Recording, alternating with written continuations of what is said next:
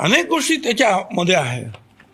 जात ही जन्माने येते, ते एखाद्याच्या शपथपत्राने येते का, किंवा एखाद्याच्या ॲफिडेविटने येते जात बदलता येते?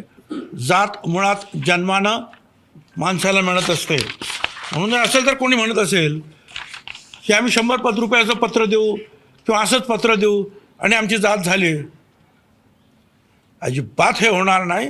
हे कायद्याच्या विरुद्ध होईल. आणि पुढे हे सगळेच जर असे नियम सगळ्यांनाच लावायचे असं जर म्हटलं, दलित आदिवासी यांना सुद्धा, मग काय होईल? मग दलितांमध्ये पण कोणी घुसतील, आदिवासीमध्ये सुद्धा कोणी घुसतील.